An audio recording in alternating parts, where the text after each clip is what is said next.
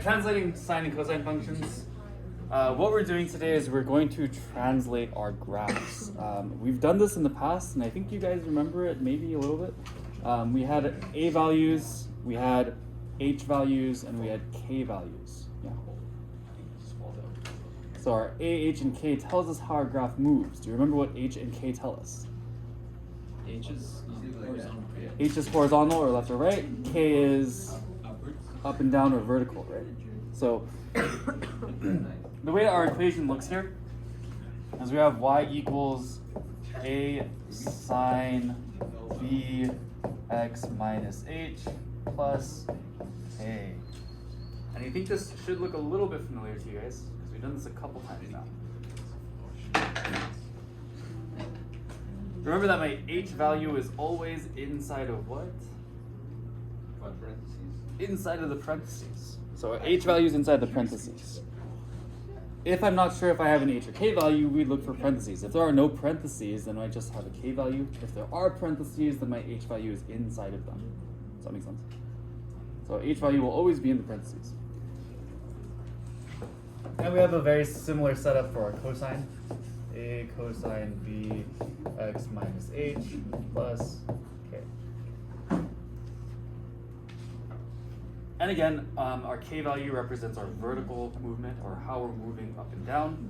So this is vertical movement. If I have a positive k value, which way is this going to be moving?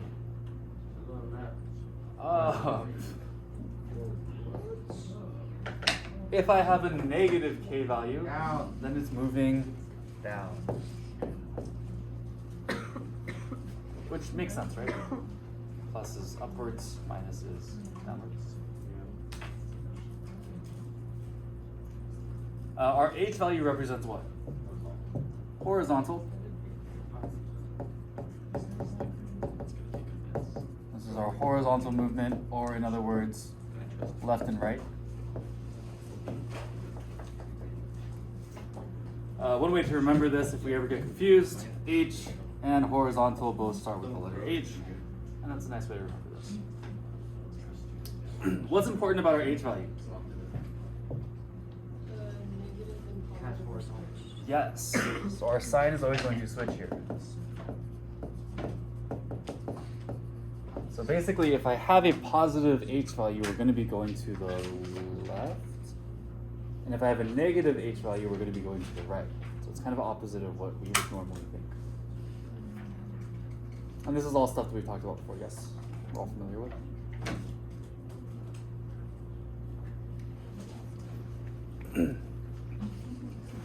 Any horizontal translation is called a phase shift.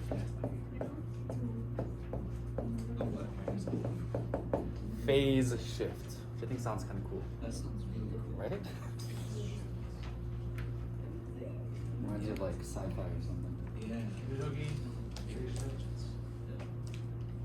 So if I move my graph horizontally, then we are undergoing a phase shift.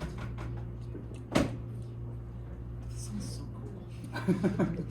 New band name called Dibs. Yeah. Alright. So let's take a look at some examples here.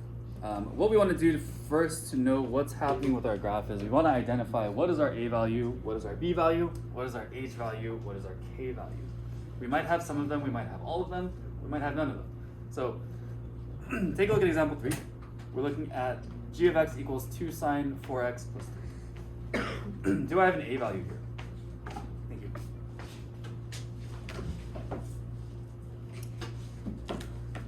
A value is the first number, so that's going to be 2. So this is my a value. Do I have a b value? Yeah. No. Yeah. Really? Yeah.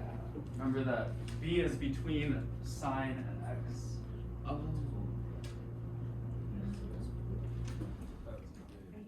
So between sine and x we have 2. 4. 4. So this number here is going to be my b value. Do I have any parentheses in this equation? No. No. So do I have an h value? No. No. So h is going to be nothing, or just 0. There's no h value.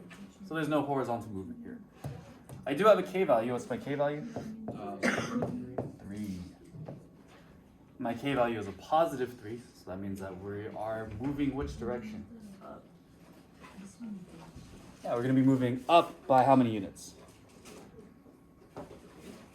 3. So this tells us that we're moving up 3 units. So remember what our graph looks like. It's a sine wave. And when I have the sine wave translating up, we're going to shift this graph entirely upwards. So let's identify a few important pieces of this. What's my amplitude here? 2. Amplitude is 2. It's just our a value. What is our period here? Remember that period is equal to what over what? 2 pi over b, right? So if I have 2 pi over b, my b value is 4. Can I reduce this? Yeah, so I get pi over 2, right?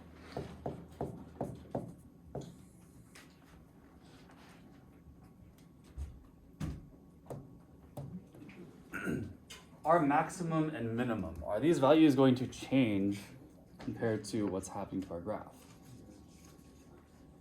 Yeah, if I have a sine wave and I have this initial maximum and I move this up 3 units, then the new maximum is going to be different, right? Our amplitude tells us what our initial maximum was. Our initial maximum was 2. So if I have 2 and I shifted this up 3 units, then what's my new maximum?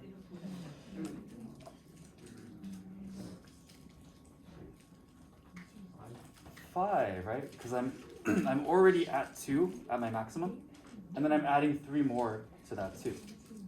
So that puts me up to 5.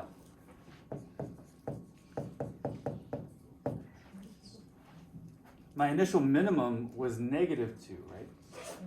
So if we started at negative 2, and we move this up 3 units, then we would be at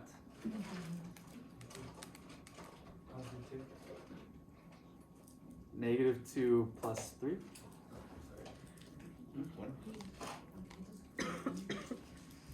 1.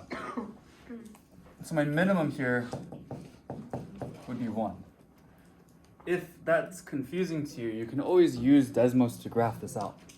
And I want to show you guys what this looks like. If I do graph this and compare this to sine, we can kind of see that it does shift up, and we can see what our new maximum and new minimums are. So I already have it. Nice. So this is our initial sine wave. This is our parent function. This is just sine of x. When we graph 2 sine 4x plus 3, our maximum and minimum have shifted upwards. Does that make sense? So our maximum here would be 5, and our minimum here would be 1. Cool. Questions on this? Not bad, right?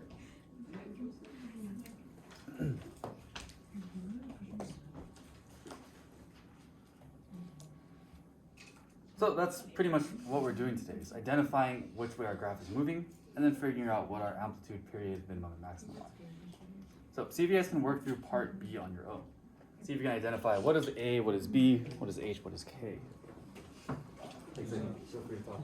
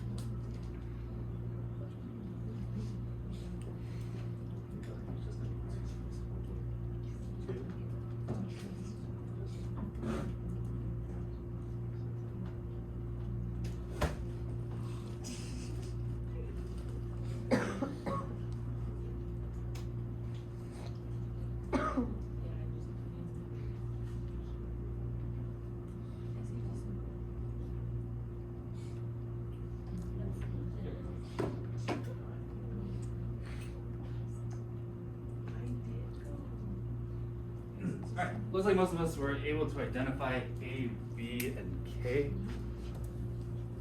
What's my A value here? 3.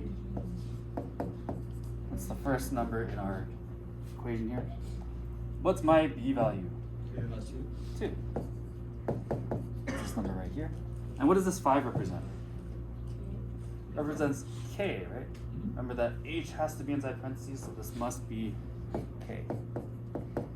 So how is this graph moving? It's moving up 5. Up 5 units. Up 5 units. And what's our amplitude here? 3. Amplitude is 3, so that's our A value. What's our period? 2 pi over my B value, which is 2. And that's going to give me Pi. just pi, right? The 2's cancel out. And I'm left with just pi.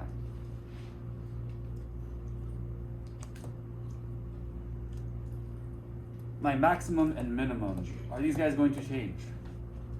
Yeah.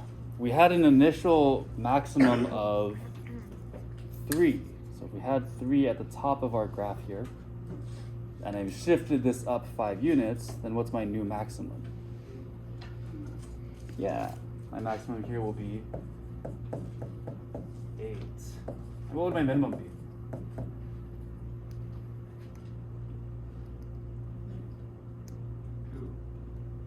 Negative. We start at -3, and we're shifting up 5 units.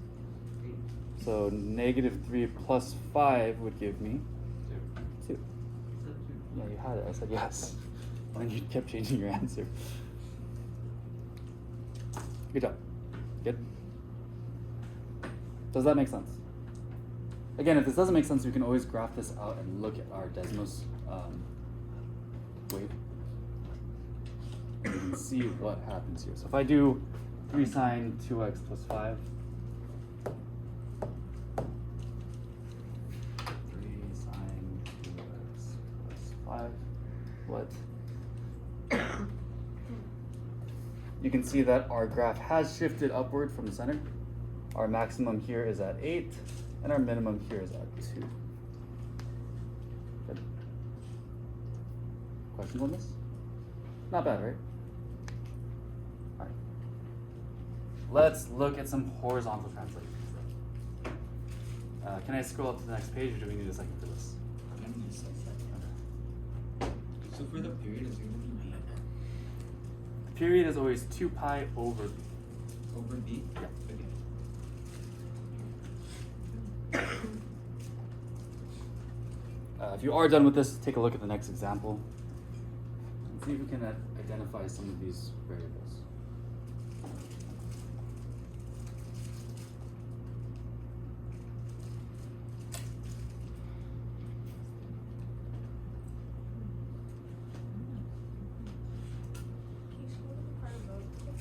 Can you scroll to the part above real quick? This one? Yeah.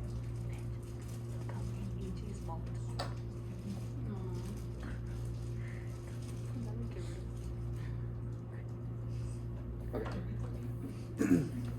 So let's look at example number 4. We want to compare this graph to its parent function. We have 5 cosine 1/2 x minus 3 pi. This one looks a little crazier, but it's following the same structure. So identifying a few things here. What is my A value? 5. First number is always our A value, so our A value is going to be 5. What is our B value? 1 over 2? Yeah, that's going to be this number right here. So our B value is 1/2. A value is 5. Do I have an H or a K value? Is x minus 3 the h? Close. X is always going to be in our equation, so it's everything after the x. So -3 pi, right? So -3 pi is our H value. What color did I use? We know it's H because it's inside of parentheses. This is going to be our h value, so this is going to move us left or right. If it's a negative value, is it moving left or right? Right. Moving right. Remember, this is opposite. The h value is always opposite of what we normally think. Typically, we think right is positive, left is negative. With our h value, it's always going to be switched. So this is going to move left. No. What? I'm confusing myself. Right. 3 pi units. And someone in my last period had a really good question. They said, what is 3 pi units? What does that mean? Well, what is pi? 3.14, right? So if we multiply 3 times 3.14, that's about, what, 3.5, or 10 and 9.5? 10. Almost 10? Between 9 and 10, right? Meaning that we're moving about 9 or 10 units to the right. Which, if that makes a little bit more sense to you, it's good. But remember that pi is 3.14. Pi is a number. So if we're confused about how much we're moving, just conceptually, we can think about it like it's about 3. Does that make sense? Cool. Period. What's my period here? All right, sorry. Amplitude. 5. Period. This one's a little bit tricky. Remember, period is 2 pi over b, right? So I have 2 pi over, what's my b value? 1 over 2. I have a fraction in a fraction. Is that okay? Not really. Can we fix that? Yeah, if I want to divide fractions, we do what?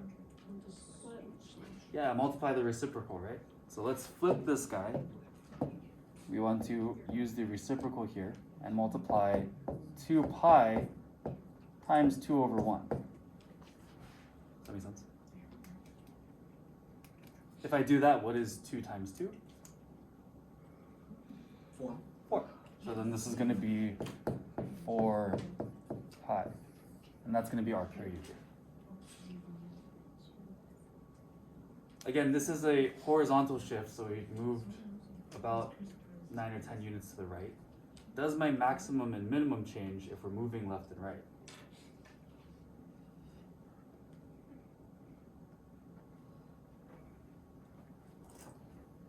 If my graph is here and the maximum is here, does that maximum change if the graph moves left or right? No, it stays the same, right? Because we're moving left, right, not up and down. So that highest point of our graph is not going to move. So that means that my maximum should be what? Yeah, it should be my amplitude, which is 5. And my minimum should be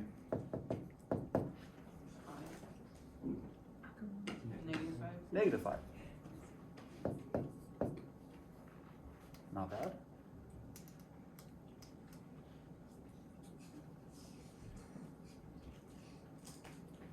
So again, just to show you guys what this looks like on Desmos, because I want to help you guys visualize what's going on here. Let's do cosine of x, and this is, whoops. And my new one was 5 cosine, 1/2, and then x minus 3 pi.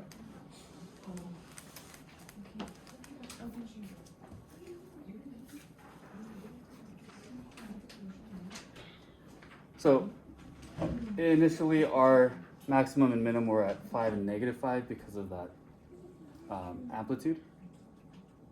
And because this is just shifting left and right, that -5 is staying the same. That makes sense? That positive and -5 stay the same. Questions? All right. Last one. See if you guys can do this one on your own, and then we will call it a day. Yes.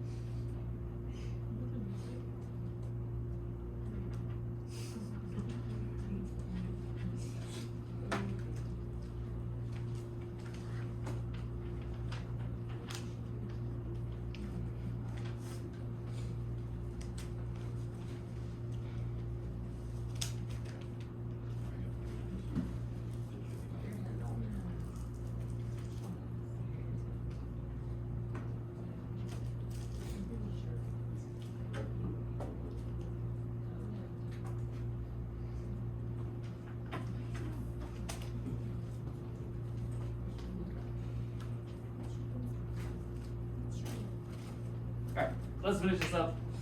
What's my A value here? It's 2. 2.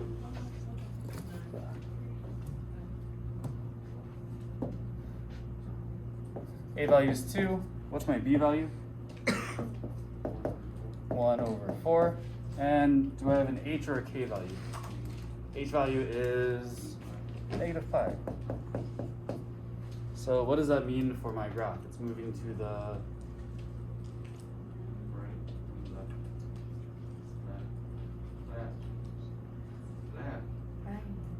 right. Well, that's your left. That's it? Yeah, but I'm doing Oh. you guys. I do it backwards so that you guys don't get confused. You got mad at him. We're going to the right. Remember that negative is our H value switches, right? So negative H value is going to move us to the right. A positive one will move us left. So we're moving right by how many units? Pi units, which is about 3, right? So we're about 3 units to the right. A little over 3. What's my amplitude? 2. My period is 2 pi over 1/4. What do I do with this 1/4? Flip it and multiply, right? So I've got 2 pi times 4/1, which then becomes 4 times 2? 8 pi. We want to keep it in terms of pi. Yeah. If you were to put this in your calculator, it does round to about 25 something, but you want to keep it in terms of pi. Do our maximum and minimums change? So our maximum should be 2, and our minimum should be -2. Questions on this? Not too bad, right? Your assignment on Big Ideas is mostly just selecting the correct graph, so feel free to use Desmos on it. For tests, I'm not gonna have you guys like select graphs and stuff because that's a lot of work for me. But I will have you guys tell me what the transformation is. So make sure you understand what is A, B, H, K. Tell me what the amplitude, period, and the transformation looks like. Sound good? Cool. Don't forget to write a summary. This is the end of this set of notes, so you guys can turn this in if you'd like to now, but they are due on Friday.